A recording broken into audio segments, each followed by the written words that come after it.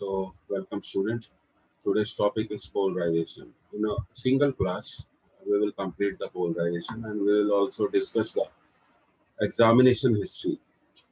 We will solve some examination questions also. तो चलिए शुरू करते हैं. So polarization आज की क्लास का टॉपिक होगा. It is one of the most important topic. Usually इसका जो वेटेज है एग्जामिनेशन में 1 क्वेश्चन हम मान सकते हैं. तो सबसे पहले तो बात करेंगे अनपोलराइज्ड लाइट.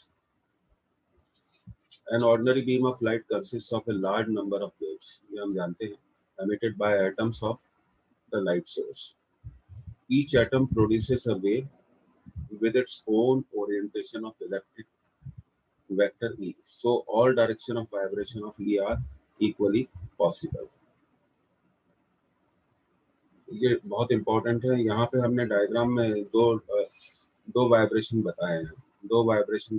एक देखिए वाइब्रेशन है परपेंडिकुलर टू एक्स एक्सिस और जो दूसरा वाइब्रेशन जो डॉट से बताया गया है that is perpendicular to Y axis like that.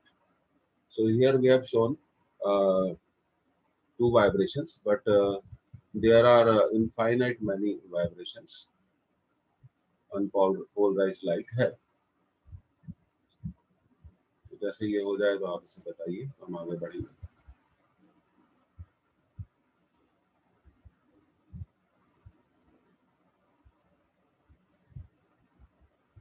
तो यहाँ दो वाइब्रेशन बताए गए हैं. One is perpendicular to y-axis and dot represent the vibration perpendicular to x-axis.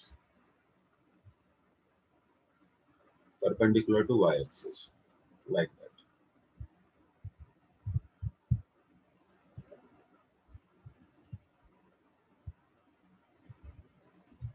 Let's move to the next point.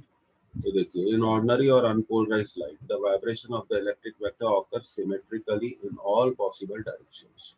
ये जो एरो बताए गए ये पॉसिबल ऑसिलेशंस बताए हुए हैं और हम ये कहना चाहते हैं कि इलेक्ट्रिक वेक्टर के वाइब्रेशन सिमेट्रिकली होते हैं और सारी पॉसिबल डायरेक्शंस में होते हैं. In a plane perpendicular to the direction of wave propagation of light. This is light. Suppose light is traveling in along x-axis, so all the directions, all the electric vectors are possible, which are perpendicular to the propagation.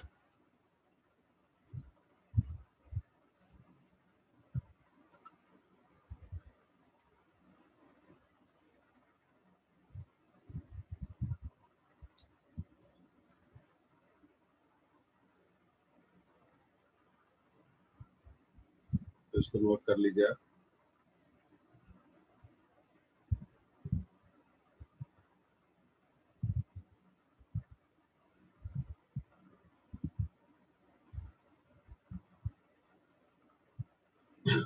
अब हम बात करते हैं polarisation की. The phenomena of restricting the vibration of light electric vector in a particular direction.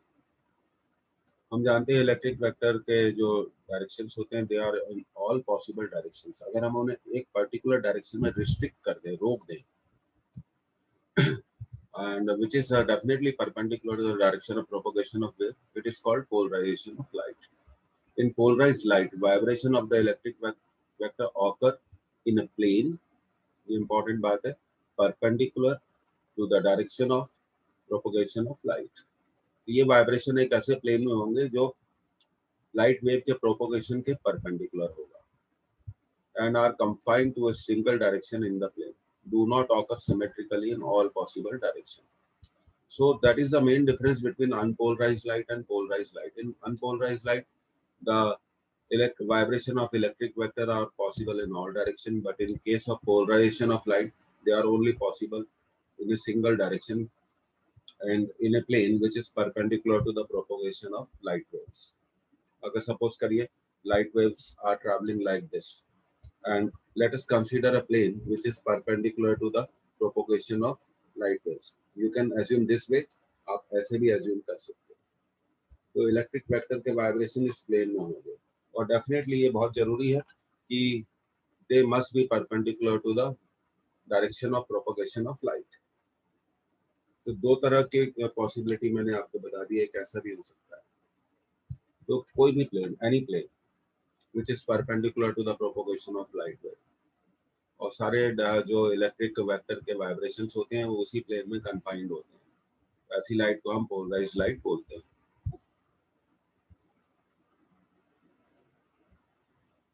A polarizer. Polarizer means which converts unpolarized light to the polarized light, उसे हम बोलेंगे polarizer। तो सबसे पहले हमने polarizer लिया tourmaline crystal. When light is passed through a tourmaline crystal cut parallel to its optic axis, the vibration of light carrying out of tourmaline crystal are confined only to one direction in a plane perpendicular to the direction of propagation of light. The emergent light from the crystal is said to be plane polarized. तो दो बातें याद रखनी चाहिए। पहली ये कि tourmaline crystal unpolarised light को प्लेन पोलराइज्ड लाइट में कन्वर्ट कर देता है, और उसकी कटिंग कैसे की जाती है? Parallel to its optic axis. ये दो बातें हमें ध्यान रखनी चाहिए। तो टर्मोलाइन क्रिस्टल से जो बाहर लाइट आएगा, that will be known as plane polarized light.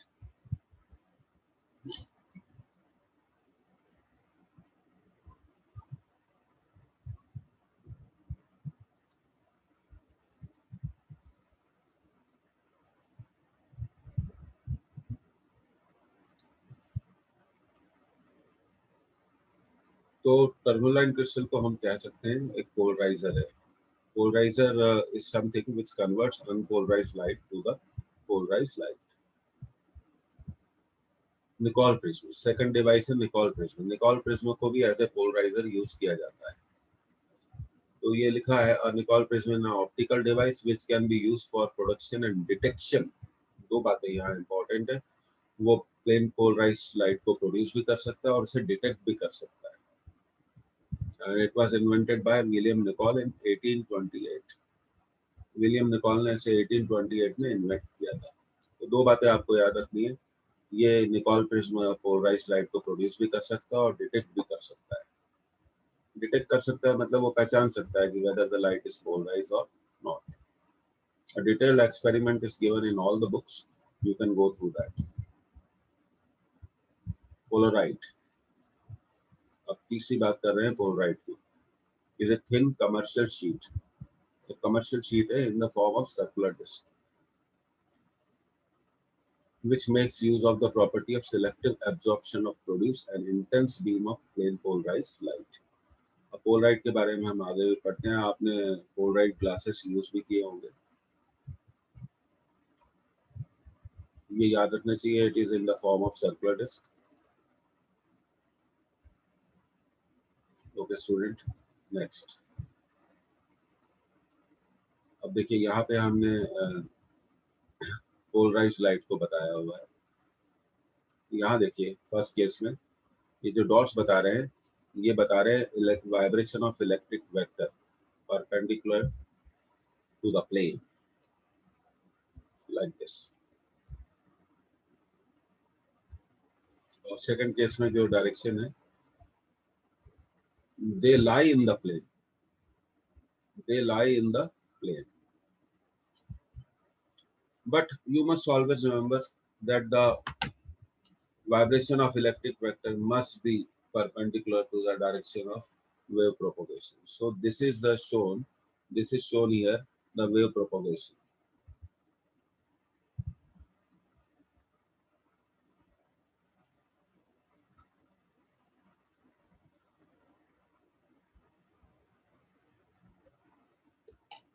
ये दोनों पोलराइज्ड लाइट है।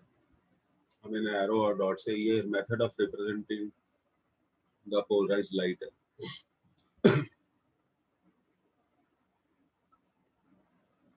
अब देखिए plane of polarization and plane of vibration दोनों इंपॉर्टेंट कंसेप्ट है।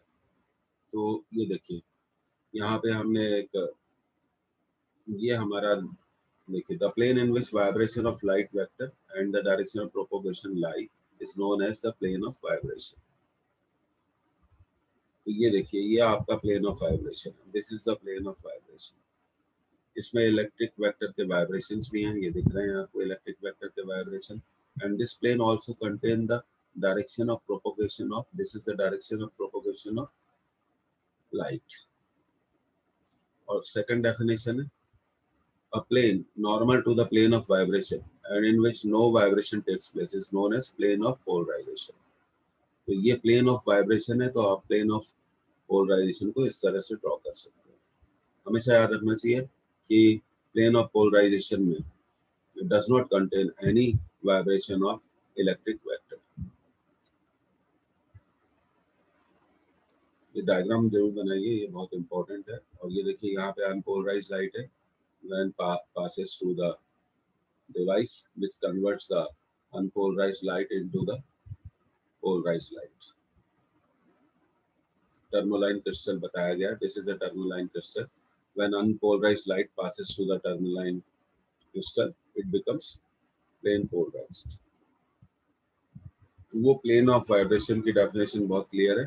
उसमें vibration of electric vector भी होंगे जो arrow से बताए गए हैं. As well it also contains the direction of wave propagation. And the plane which is perpendicular to the plane of vibration, which does not contain any vibration of electric vector, that is called plane of polarization. तो ये रहा आपका plane of polarization.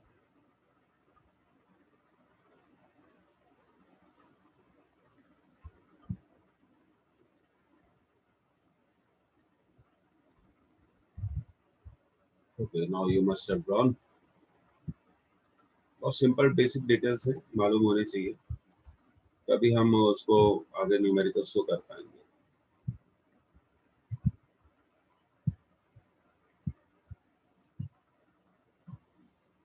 अब ये बहुत important है. अगर आप पोलराइज लाइट को समझना चाहते हैं, पोलराइजेशन ऑफ लाइट को समझना चाहते हैं, तो ये experimental demonstration is available with every book. सारी बुक्स में ये दिया हुआ है. अब दो हमने टर्मिनाइन क्रिस्टल लिए. देखिए सबसे पहले ये हमारी यहाँ पे हमने बताया कि ये ऑर्डिनरी लाइट है. Ordinary light is definitely unpolarized light. When it passes through the tourmaline crystal, it becomes plain polarized light. ये पोलराइजर हो गया. टर्मोलाइन क्रिस्टल को एज ए पोलराइजर हमने यूज किया है. तो जब अनपोलराइज्ड लाइट टर्मोलाइन क्रिस्टल से पास होगी, then it will become plane polarized light.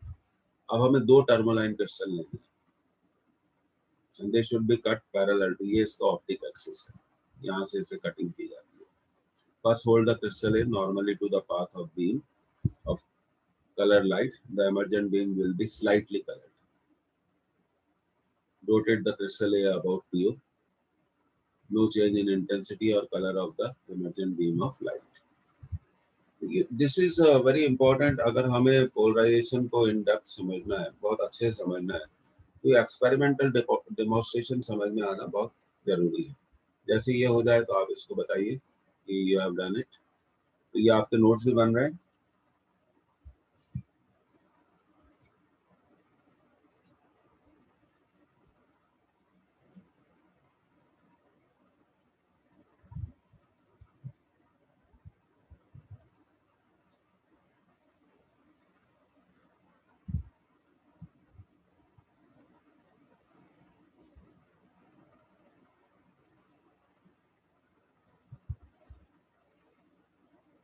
That will be जो स्लाइड्स है, हम उसको एक बार और फिर देख लेंगे लास्ट में.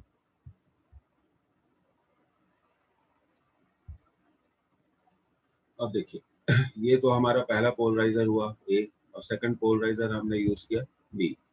टेक अनदर क्रिस्टल बी, ये दूसरा टर्मोलाइन क्रिस्टल बी है, and hold it in the path of emergent beam so that axis parallel to the axis of crystal A.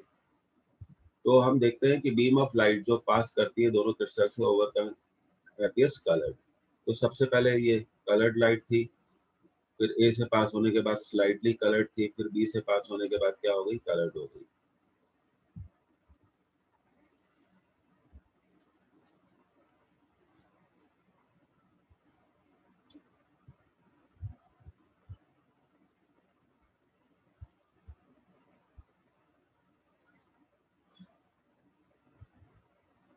तो अब हम यहाँ पे एक की जगह दो पोलराइजर यूज कर रहे हैं, एक ए है और एक बी है.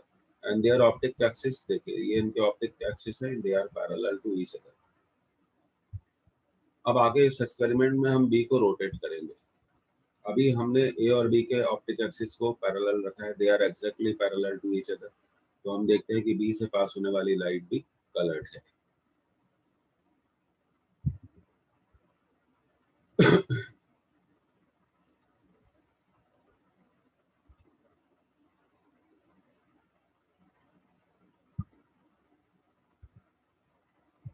तो ये इंपॉर्टेंट है. अब देखिए, now rotate the crystal B. अब हम देखिए क्रिस्टल बी को रोटेट कर रहे हैं about the axis PO. PO के एक्सिस के अबाउट जैसे ही हम उसे रोटेट करेंगे तो देखा जाता है कि इंटेंसिटी ऑफ लाइट डिक्रीज हो जाती है. और जब हम क्रिस्टल बी को ए से 90 डिग्री पे रखते हैं, मतलब क्रिस्टल बी का जो ऑप्टिक एक्सिस है वो ए के ऑप्टिक एक्सिस से कितना एंगल बनाता है, 90 डिग्री. तो हम देखते हैं no light is coming out of B. No light is coming out of B. तो बी से लाइट आना क्या हो जाती है, बंद हो जाती है. तो जब तक वो पैरेलल है तब तक इंटेंसिटी ऑफ लाइट में कोई भी चेंज नहीं होता है. लेकिन जब हम बी को ए के अबाउट रोटेट करना शुरू करते हैं तो हम देखते हैं कि इंटेंसिटी ऑफ लाइट डिक्रीज होना शुरू हो जाती है. इंटेंसिटी ऑफ लाइट डिक्रीज होना शुरू हो जाती है. और when B becomes at right angle to A, then intensity of light becomes zero. इसका मतलब no light comes out of the B.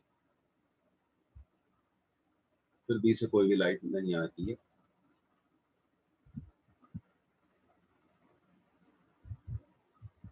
This is a very important phenomena which we must understand.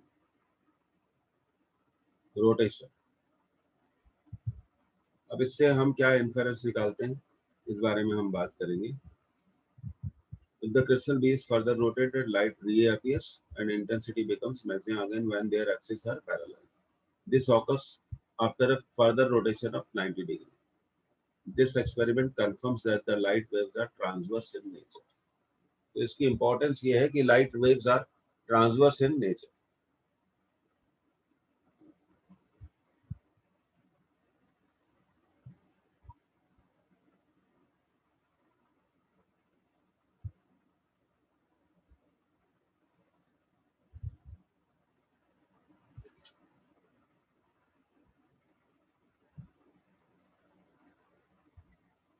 अब देखिए methods of obtaining plane polarized light. हमारे syllabus में अगला part है methods of obtaining plane polarized light. Polarization by reflection. The simplest method to produce plain polarized light is by reflection. This method was discovered by Malus in 1808.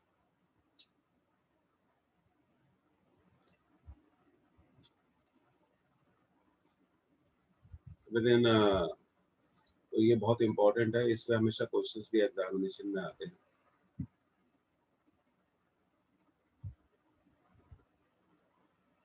अब ये देखिए यहाँ पर आप इसको ध्यान दीजिए, ये अनपोलराइज्ड लाइट है.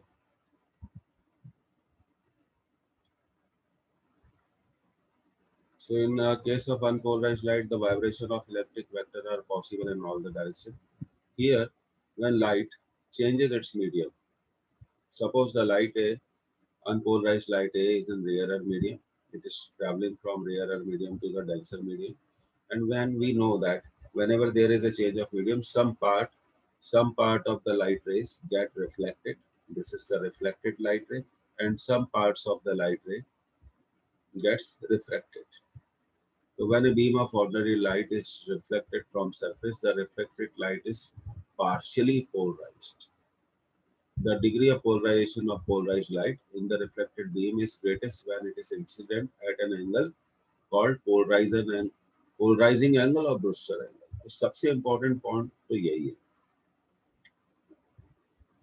ये unpolarized light है, when it gets reflected, then it becomes partially polarized.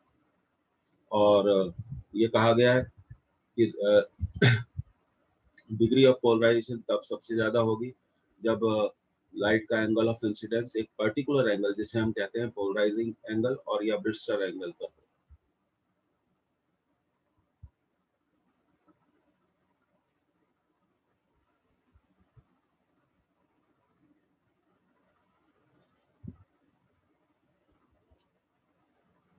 ये पार्शियल पोलराइजेशन बताया और ये कंप्लीट पोलराइजेशन बताया।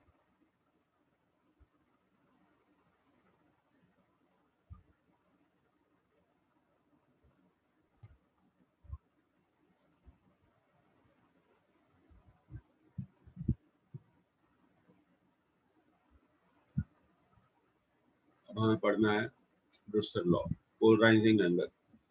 Polarizing angle is that angle of incidence at which the reflected light is completely plane polarized. Polarization की जगह आप इसको काट के लिख दो plane polarized.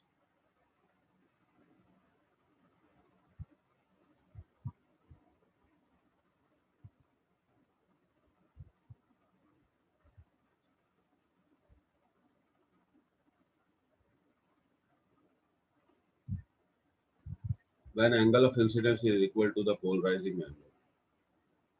अब ये क्या है, important point है जो हमें मालूम होना चाहिए।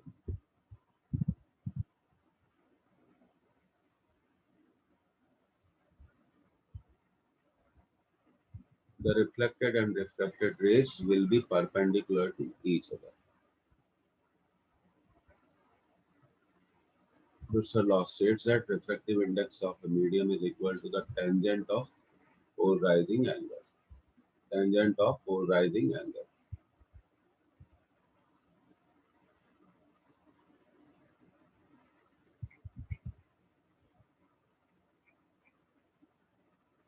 Polarization is a basically a very simple concept. Electric vector के वाइब्रेशंस को डील करता हुआ एक कंसेप्ट है। अब देखिए इसको हम कुछ लिखना चाहेंगे जो बहुत इंपॉर्टेंट है।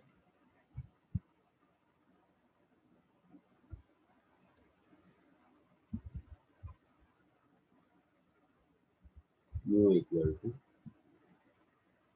tan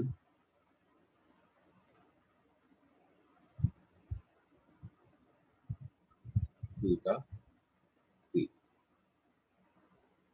So that is the Brewster's law.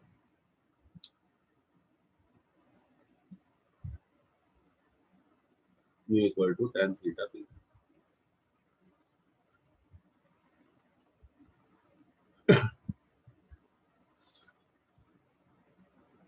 अब इसे हम आपको करके बता सकते हैं।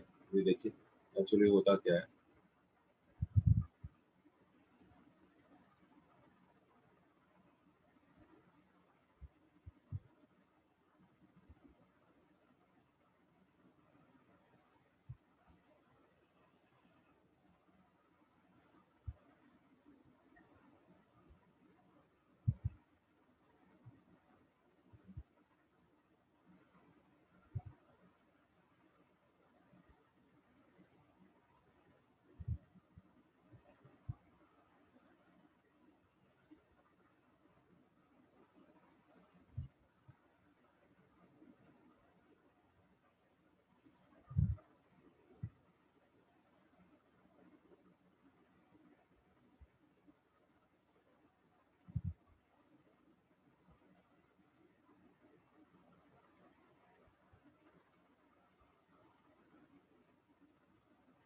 और ये हो गया आपका एंगल थीटा पी, तो ये भी थीटा पी होगा।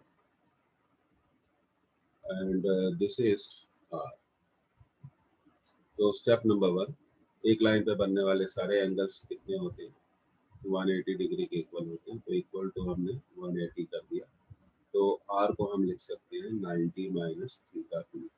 फिर म्यू हमने अप्लाई कर दिया sine theta P upon sine R, और जैसे ही हम इसे ऐसा लिखेंगे तो ये हो जाएगा sign theta P upon sign 90 minus theta p. Sin 90 minus theta cos theta. So mu equal to sin theta p divided by cos theta p. So mu will become tan of theta p. So this is a very simple way of deriving it. अब इसमें एक और point है कि complete polarisation तभी possible है when incident light is monochromatic. Monochromatic का मतलब है it should contain only single wavelength. Sodium light को हम more or less monochromatic assume कर सकते हैं because sodium light has got how many wavelengths, 2 wavelengths, और जिनमें difference 6 angstrom का होता है.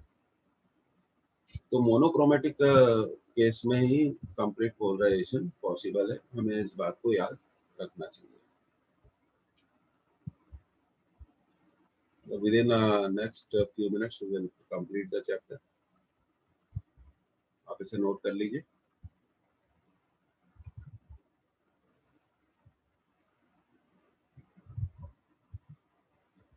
हमेशा याद रखिए जब ब्रूस्टर एंगल या एंगल ऑफ पोलराइजेशन पे लाइट रे इंसिडेंट होती है, then reflected and refracted rays are always perpendicular.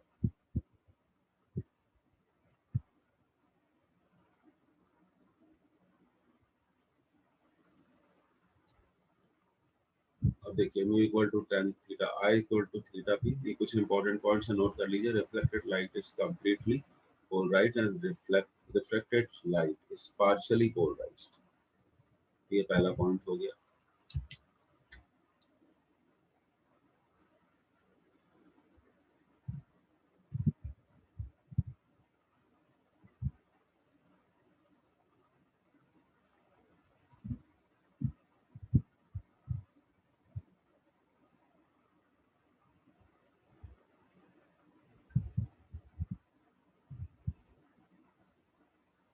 कब होगा? when I is equal to theta p, and theta p is called the angle of polarization. अब second point है, if I is less than theta p or greater than theta p, both reflected and refracted rays get partially polarized.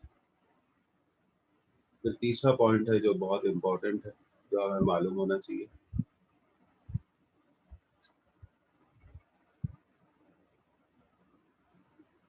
For glass, 57 degree angle of polarization. For water, 53 degree. और आप जानते हैं 1.5 किसका reflective index है? Glass का है. और 1.33 is the refractive index for water.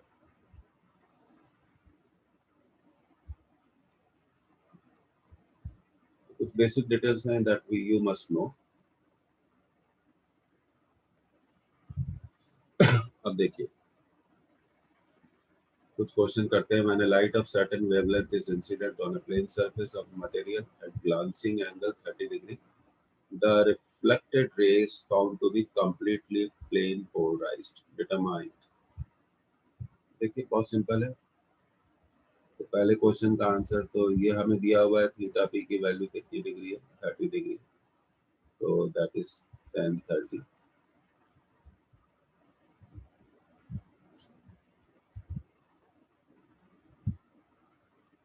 Angle of reflection भी हम कैलकुलेट कर सकते हैं, और ये हमें बनाने की कोई जरूरत ही नहीं है. अच्छा एक मिनट, इसमें थोड़ा सा कुछ इश्यूज है, ये मैं आपको बता देता हूँ क्या इश्यूज है. ये ग्लांसिंग एंगल दिया हुआ है.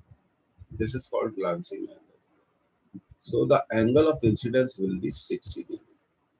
तो mu is tan theta P, ये होगा tan 60 glancing angle. Be careful. और हम जानते हैं कि r क्या होता है? 90 माइनस थीटा पी होता है. तो 90 minus 60 degree, so it will be 30 degree. तो फर्स्ट क्वेश्चन का आंसर √3 है और दूसरे क्वेश्चन का आंसर है 30 डिग्री. Be careful. एक ग्लांसिंग एंगल दिया हुआ है, एंगल ऑफ इंसिडेंस नहीं दिया हुआ. एक लैंग्वेज में थोड़ी सी भी गलती कर देंगे तो क्वेश्चन क्या हो जाएगा? गलत हो जाएगा.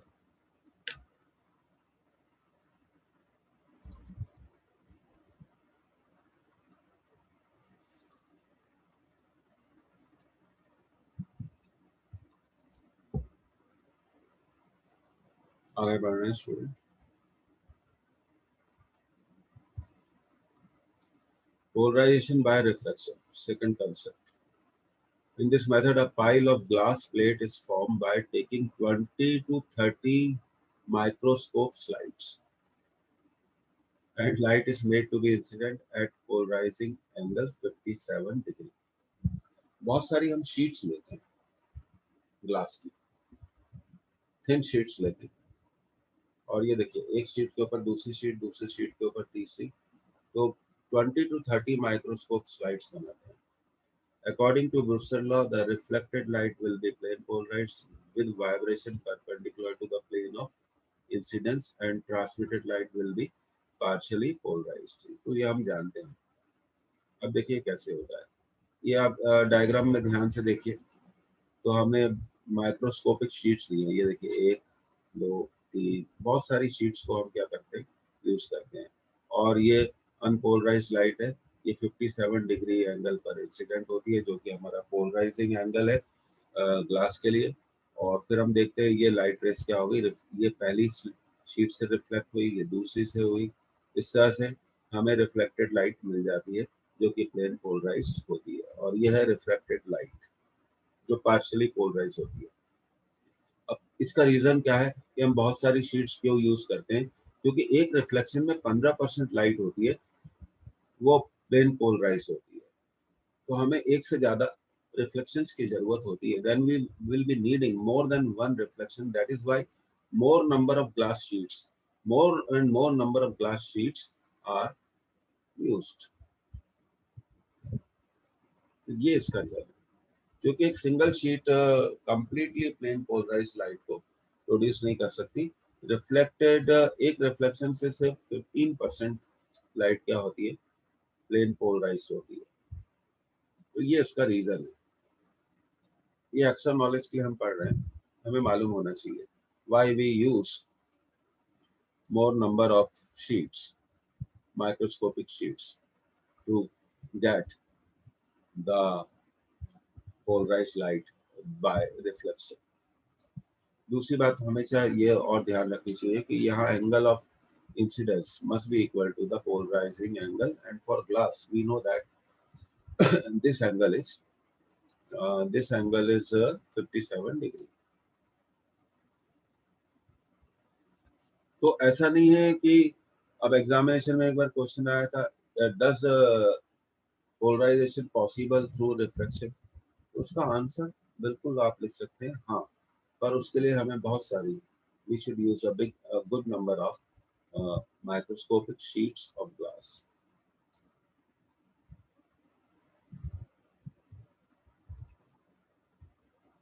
Most important. अब देखिए थोड़ा इसको समझ लीजिए. मॉलस लॉ है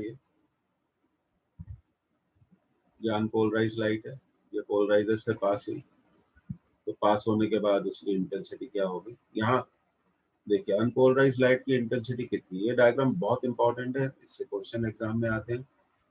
अनपोलराइज्ड लाइट की इंटेंसिटी आई नॉट है, और जब वो एक पोलराइजर से पास होती है तो वो कितनी हो जाती है, आई नॉट बाय 2. हमेशा ध्यान रखिए. अब उसे हम एनालाइजर से पास करते हैं, एक और पोलराइजर जो सेकंड पोलराइजर होता है, हम उसे एनालाइजर बोलते हैं. और एनालाइजर पोलराइजर के साथ कितना एंगल बना रहा है, थीटा एंगल बना रहा है. अब एनालाइजर से जो लाइट रे बाहर आएगी तो उसकी इंटेंसिटी क्या होगी, I naught by 2 cos square theta. This is called Malus law. Most important. इसी पे सबसे ज्यादा हमने देखा है एग्जामिनेशन में क्वेश्चंस आए.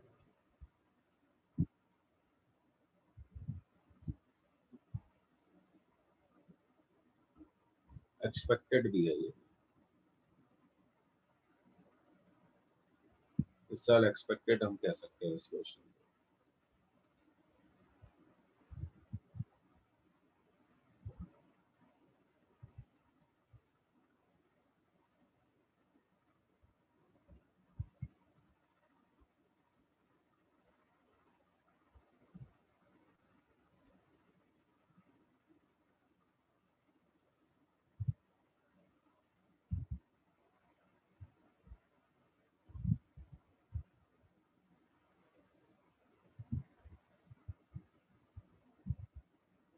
Most important.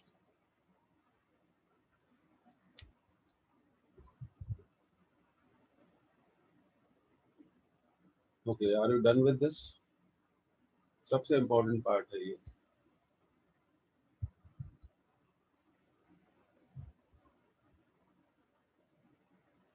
अब कुछ important point.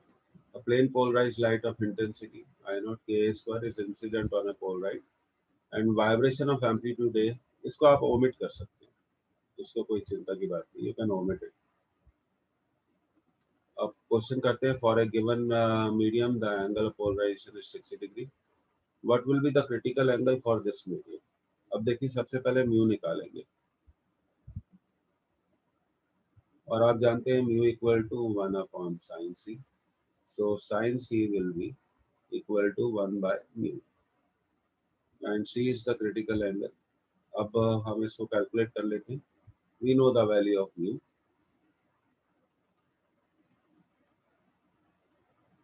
1 by root 3. So the critical angle will be sin inverse 1 by root 3. इसी से ओवरऑल बेसिकली क्या है, बहुत सिंपल चैप्टर है, पर पढ़ना तो पड़ेगा ना, आपको हर चीज को पढ़ना तो पड़ेगा। बेसिकली बहुत सिंपल चैप्टर है, छोटा चैप्टर है, एक्सपेक्टेड है और इजी भी है। तो म्यू अगर मालूम है तो, क्योंकि यहाँ पे theta P is given 60 degree, theta P कितना था 60 डिग्री, तो फिर हमने यूज कर लिया। We know that mu equal to tan theta p, so mu is coming as root 3.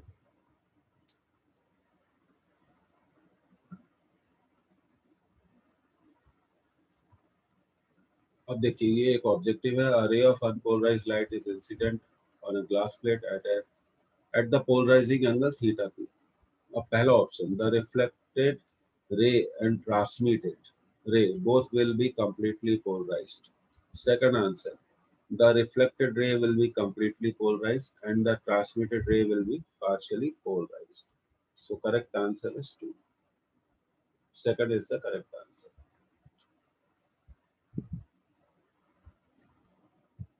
Important question मान सकते हैं आप, सिर्फ क्वेश्चन लिख लीजिए और उसका करेक्ट ऑप्शन लिख लीजिए।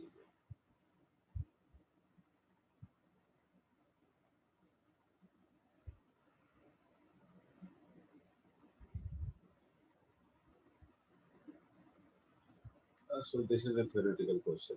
You can answer in the most easy way.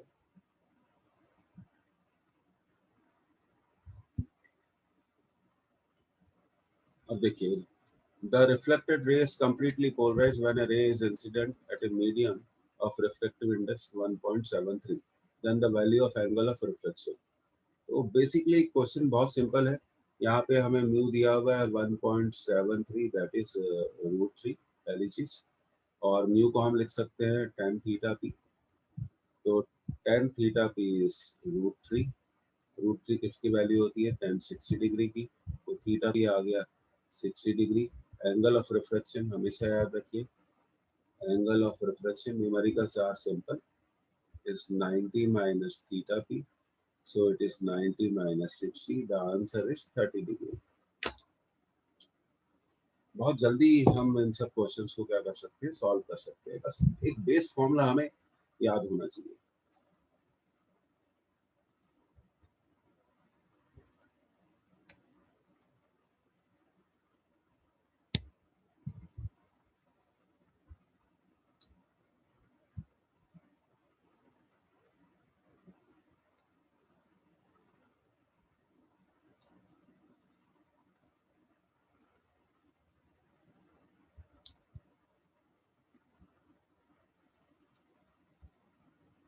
Yes, ये नीट का क्वेश्चन है।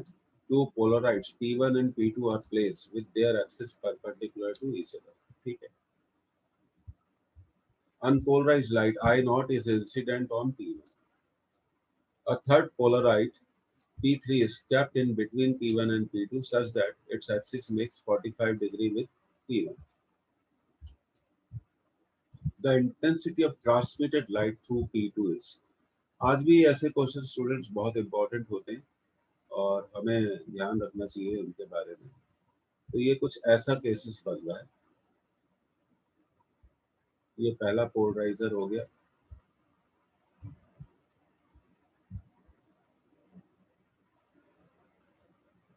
और ये हमारा हो गया दूसरा पोलराइजर। ठीक है, और एक तीसरा पोलराइजर हमने यहाँ रखा है।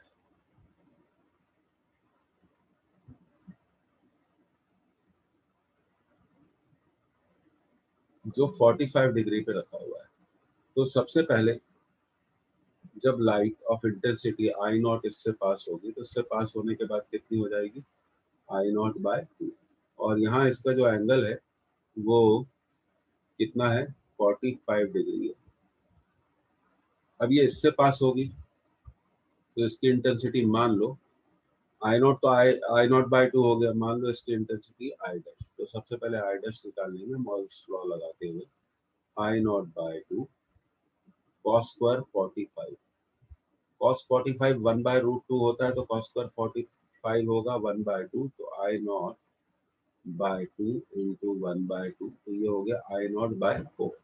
अब यहाँ पर इंटेंसिटी फिर पास होगी और मान लीजिए यहाँ पर इंटेंसिटी है आई डबल डैश। कितनी है, आई डबल डैश। उस आई डबल डैश को भी हम कैलकुलेट कर सकते हैं।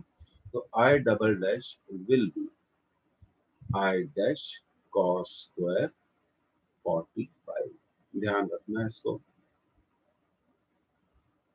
I naught by 4 cos square 45 is 1 by 2, so the answer is I naught by 8। तो ये आपका आंसर आ गया। मोस्ट इंपॉर्टेंट,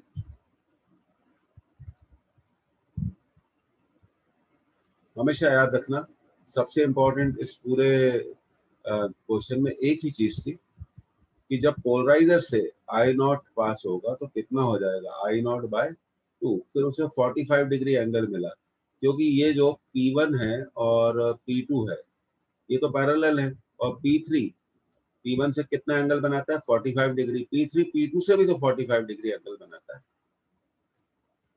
तो यहाँ एंगल का रोल बहुत इंपॉर्टेंट है, मोस्ट इंपॉर्टेंट। जैसे आप इसे नोट कर लें बता दें। तो इस तरह के क्वेश्चंस की प्रैक्टिस करिए। मॉडल ही है आपके पास, कोई भी बुक यूज कर सकते हैं आप।